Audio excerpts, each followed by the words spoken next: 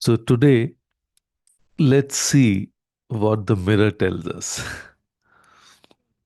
So, if I may ask you, have you ever noticed how that one person, maybe a colleague, a family member, or even a friend, just knows exactly which buttons to push? Meaning, they say one thing and suddenly you are irritated. They do something small and you are unreasonably upset. You tell yourself they're so difficult. They are the problem. But here's a question that might make you uncomfortable. What if they are not the problem? What if they're simply holding up a mirror? And what if what you are seeing in them is actually something within you? So today we are diving into a concept that might just transform how you see every relationship in your life. Yes, relationships as mirrors. And here is a powerful truth I want you to sit with. Every relationship is a mirror, showing you not who they are, but who you are becoming. Let me repeat. Every relationship is a mirror, showing you not who they are, but who you are becoming. And now, before you think this is some philosophical mumbo jumbo, let me break it down with some real talk. Let's start with something we have all experienced. You have a colleague, let's call him Rahul.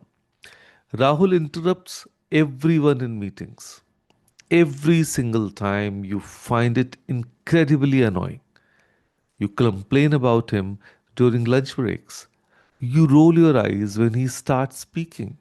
But here's the mirror moment. Why does it bother you so much? Maybe you were interrupted as a child and never felt heard. Maybe you interrupt people too, but haven't realized it. Or maybe you desperately want to be heard yourself, but don't speak up. And seeing Rahul's confidence triggers something in you. So the mirror isn't showing you that Rahul is rude. The mirror is showing you something about your relationship with being heard, with boundaries, with voice. And for teenagers here, let's talk about something closer to home. Your mom or dad constantly criticizes your clothes, your marks, your choice of friends, your screen time. It feels suffocating. But pause for a moment. What if their criticism is a mirror reflecting their own fears? Maybe they were judged harshly growing up. Or maybe they're terrified of failure and projected that onto you. And maybe they criticize themselves even more harshly than they criticize you. And here's the deeper mirror. How do you talk to yourself? When you make a mistake, are you kind to yourself or do you beat yourself up? Often the criticism we hate from others is just an amplified version of our own inner voice. And you have that friend? Let's call her Priya. She makes plans, cancels last minute, again and again, and you feel unimportant, like she doesn't value your time. The mirror question is, why does this hurt so deeply? Perhaps because you also struggle with commitment, or maybe you overcommit to everyone else and ignore your own needs. And seeing Priya prioritize herself triggers resentment. Or possibly deep down, you don't value your own time, and her behavior confirms that fear. So the relationship is revealing something about how you value yourself, your time, your boundaries. And here is something that might blow your mind. People don't create your emotions, they reveal them. That colleague doesn't make you angry, he triggers anger that's already inside you. That parent doesn't make you feel inadequate, they touch a wound that needs healing. That friend doesn't make you feel unimportant. They're showing you where you haven't learned to feel important on your own. Think of it like this: if someone bumps into you and you spill coffee everywhere, did they create the coffee? No. The coffee was already there. They just revealed it. Similarly, people bump into our emotional wounds. And suddenly all these feelings spill out. But those feelings, they were already there, waiting to be addressed. So reflect on it more deeply when you're alone. And I want you to try something. Think about the last time you had a strong reaction to someone, really strong. Maybe you snapped at your sibling for using your stuff. Or maybe you felt betrayed when a friend shared something you told them in confidence. Or maybe you got defensive when your boss gave you feedback. And now ask yourself, have I felt this way before with other people in other situations? If the answer is yes, congratulations, you've just identified a pattern. And patterns are mirrors showing us where we need to grow.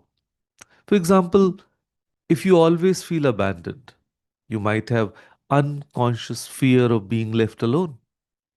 Or if you are constantly feeling disrespected, you might need to work on respecting yourself first. Or if people always seem to lie to you, perhaps you are not being fully honest with yourself or others. Every difficult relationship is actually a classroom. And the subject? You. That annoying roommate who never cleans up, teaching you about patience, boundaries, and communication.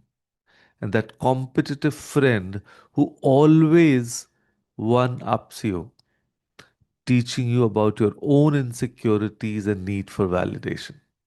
And that relative who keeps asking, बेटा शादी कब कर रहे हो? और बेटा marks कितने आए? Teaching you about standing firm in your own timeline and not living for others' approval. Now, these aren't easy lessons. Nobody likes being triggered, but growth rarely happens in comfort zones. We already know growth is always happening outside the comfort zone. So here's where everything changes. Instead of pointing fingers and saying they are toxic, they are difficult, they are the problem, we start asking a different question. What is this teaching me about me? This doesn't mean accepting bad behavior. It doesn't mean saying in abusive relationships, staying in there. It means taking responsibility for your inner world and using every relationship as fuel for self awareness. Just let me share a real life example. I know someone who constantly complained about her controlling mother in law. Years of conflict, resentment, daily fights, until one day she asked herself, what is this really about? She realized that she was also controlling, just in different ways. She controlled how her husband spent his time, how her kids did their homework, how her house looked. The mother in law was simply a louder version of her own tendencies. And once she saw this, everything shifted. She worked on her need for control And surprisingly, her relationship with her mother in law improved. Not because the MIL changed, the mother in law changed, but because the mirror reflection became clear. And when you start seeing relationships as mirrors, something magical happens. You stop being a victim of other people's behavior. You stop waiting for them to change so that you can be happy. You reclaim your power and you start thinking, this person's anger is showing me my own unprocessed anger.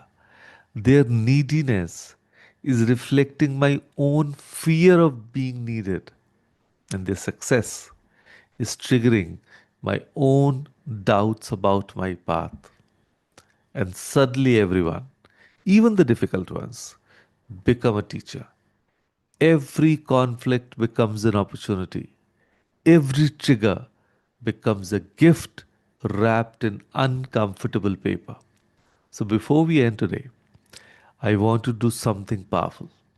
It is simple, but might be the most honest conversation you'll have today. I can call it the mirror exercise. Think of one relationship that challenges you right now, right? Just one. It could be a parent, partner, meaning your spouse, a friend, a colleague, or a sibling. So, I hope got someone in mind? Okay. Now, take out a piece of paper and journal on this. What part of myself do I see reflected in this person? I repeat, what part of myself do I see reflected in this person? So I hope all of you have written. Okay. Be brutally honest. Write freely. Don't judge what comes up. Just observe. Maybe you'll write, I see my fear of not being enough. I see my need to control situations. Or you might be writing, I see my inability to set boundaries. Or it can be, I see my tendency to people please. So that is your reflection, right? And here's the most important part, end it with gratitude. Yes. Write one line. Thank you for showing me this part of myself that needs love and healing. So I repeat, thank you for showing me this part of myself that needs love and healing. Yes, I want you to thank the person who annoys you, not because they are right or wrong, but because they have given you awareness. And awareness, all of you know, is the first step to transformation. So, here this beautiful thought. Remember this, the people who trigger you the most are often your greatest spiritual teachers. They're not in your life to make you miserable, they are in your life to make you conscious. Yes. So every mirror shows you something you couldn't see before. And when you are brave enough to look, really look, that's when you stop repeating patterns and start creating new possibilities. We all know the mirror doesn't lie, it just reflects. And what do you do with that reflection? That's where your power lies. So, for the next week, every time someone triggers you, pause and ask, what's the mirror showing me? Don't react immediately. Breathe, reflect, learn. Because the moment you stop blaming the mirror for what it shows you, you become free to change what you see. Thank you. And now, go look in the mirror. Not the one on your wall, but the one walking beside you every day. So, with that thought, thank you. Thank you, everyone, for joining us today. Thank you.